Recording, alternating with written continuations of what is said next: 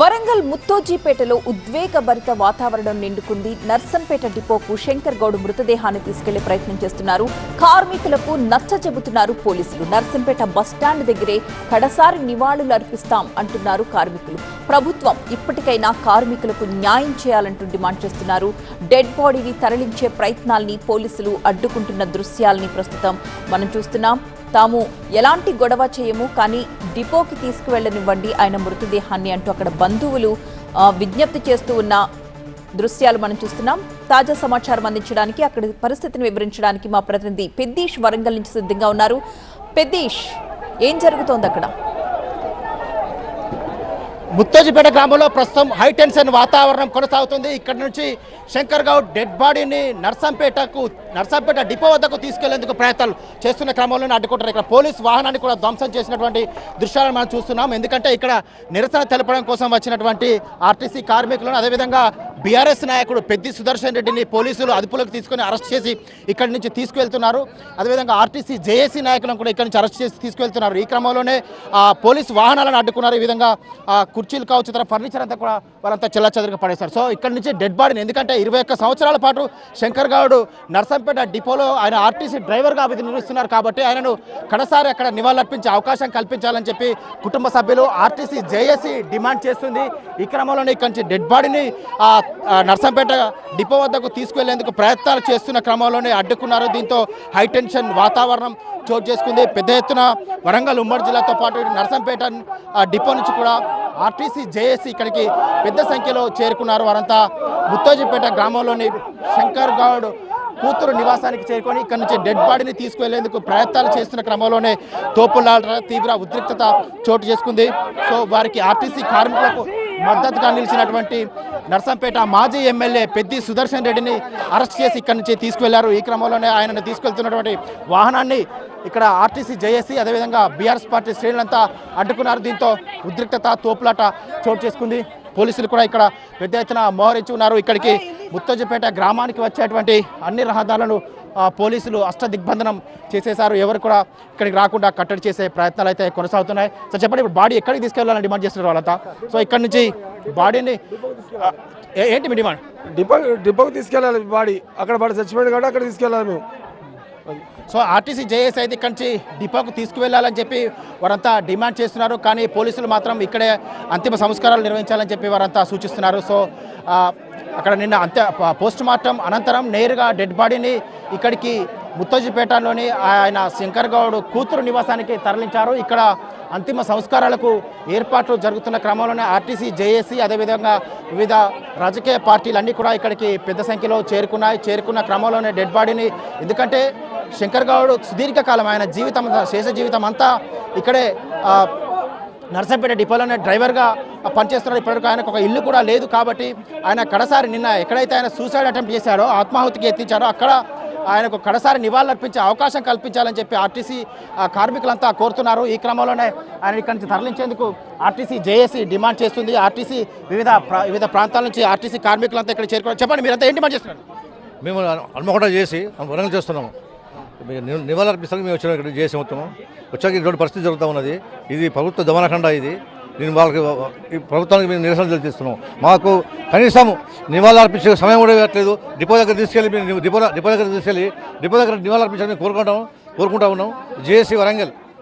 So ఇది వరంగల్ జేఏసీతో పాటు వివిధ ప్రాంతాల నుంచి కూడా జేఏసీ, ఆర్టీసీ జేఏసీ ఇక్కడికి చేరుకున్నారు. వారంతా శంకర్ గౌడ్కు కడసారి నివాళులు అర్పించేందుకు పెద్ద సంఖ్యలో ఇక్కడ చేరుకుంటారు. ఇక్కడి నుంచి డెడ్ బాడీని ఖచ్చితంగా నర్సంపేట డిపోకు, నర్సంపేట బస్టాండ్ వద్దకు తీసుకువెళ్ళాలి. అక్కడ ఎక్కడైతే ఆయన పెట్రోల్ పోసుకొని కడసారిగా నివాళులు అర్పించారో, ఆర్టీసీ కార్మికులకు న్యాయం జరగాలని చెప్పి డిమాండ్ చేశారో ఆ ప్రాంతంలో ఆయనకు నివాళులు అర్పించాలని చెప్పి డిమాండ్ చేస్తున్నారు. బీజేపీ నాయకులు కూడా ఇక్కడికి చేరుకున్నారు. ఒకవైపు బీఆర్ఎస్ పార్టీ నాయకులు కూడా ఇక్కడికి చేరుకున్న క్రమంలోనే వారిని అరెస్ట్ చేసి పోలీస్ స్టేషన్లకు తరలిస్తున్నారు. ఇక్కడికక్కడే పోలీసులు పెద్ద ఎత్తున మోహరించి ఉన్నారు. ఎవరిని కూడా ఇక్కడికి రాకుండా కట్టడి చేసే ప్రయత్నాలు అయితే కొనసాగుతున్నాయి. ఇంకొక వైపు నిరసన కార్యక్రమాలు, ర్యాలీలు కొనసాగుతున్నాయి.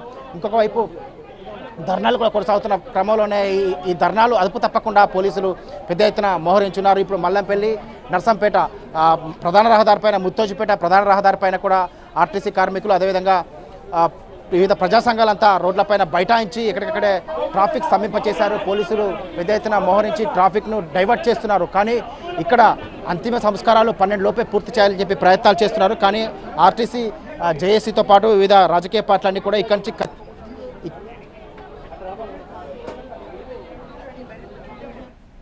కుటుంబ సభ్యుల కోరిక తీరుస్తలేరు, ఊరి జనం కోరిక తీరుస్తలేరు, ఆయన ఆత్మ శాంతి చేరుస్తలేదు సార్.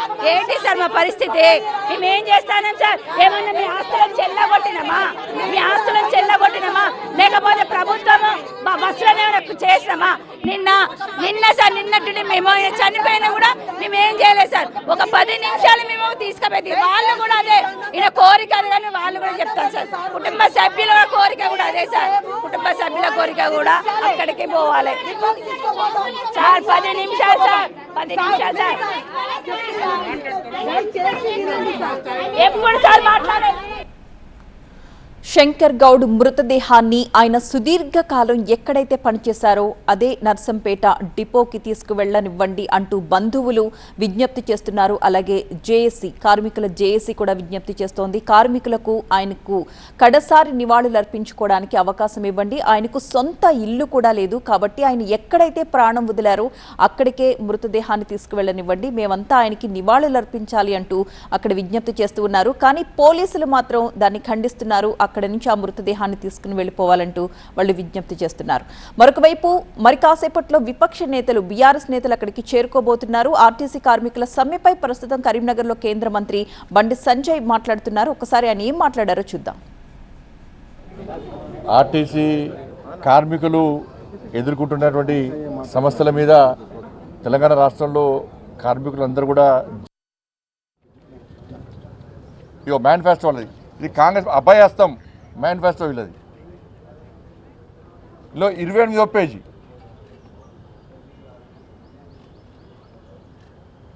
దీనిలో ఆర్టీసీ కార్మికులను ప్రభుత్వంలో విలీన ప్రక్రియ పూర్తి చేసి 2 PRC బకాయిలు వెంటనే చెల్లిస్తాం. వచ్చే PRC పరిధిలోకి TSR టీసీ కార్మికులకు చేరుస్తాం. వచ్చే PRC పరిధిలోకి TSRTC కార్మికులకు చేరుస్తాం. రాష్ట్ర ప్రభుత్వ ఉద్యోగులతో సమానంగా అన్ని వసతులు సదుపాయాలను కల్పిస్తాం. ఆర్టీసీ బస్సులను ఆధునీకరించి విస్తరిస్తాం. అధునాతనమైన సౌకర్యాలతో కొత్త సర్వీసులను ప్రారంభిస్తాం. ఆర్టీసీ యూనియన్ పునరుద్ధరణకు అనుమతిస్తాం. ఇది కాంగ్రెస్ పార్టీ అభయహస్తం పేరుతోని చూపెట్టింది. వాళ్ళకి భగవద్గీత అన్నారు, ఇది బైబిల్ అన్నారు, ఇది ఖురాన్ అన్నారు. మరి ఏడవని కుమార్ ఇవన్నీ ఇప్పుడు 2 రోజుల ప్రభుత్వం వచ్చినాక 100 రోజుల లోపల ఈ డిమాండ్లను మేము నెరవేరుస్తామని చెప్పి అన్నారు. ఇలా 900 రోజుల మీ ప్రభుత్వం వచ్చి ఏమైంది? నువ్వు మేనిఫెస్టోలో ఏది పెట్టినావు గదే అడుగుతున్నారు వాళ్ళు. నువ్వు ఏం చేసినావు గదే అడుగుతున్నారు వాళ్ళు. నువ్వు చెప్తాన్న మాటనే అడుగుతున్నారు వాళ్ళు. నిన్ను నమ్మి ఓటేస్తే 100 రోజులు అమలు చేస్తాను, 900 రోజులే ఒక్క డిమాండ్ పరిష్కరిస్తలేవు. న్యాయబద్ధమైన గొంతెమ్మ కోరికలు కొడతలేరు. న్యాయబద్ధ డిమాండ్ అడితే కూడా నువ్వు మాట్లాడకుంటే ఇవాళ ఒక కార్మికుడు ఆత్మహత్య చనిపోయి ఇంకో కార్మికుడు నల్గొండ ఆత్మహత్య ప్రయత్నం చేసుకున్నాడు. నేను కార్మికుడు అప్పీల్ చేస్తున్నా, మీ కుటుంబం అనాథలు చేయకండి, ఉండి కొట్లాడాలి.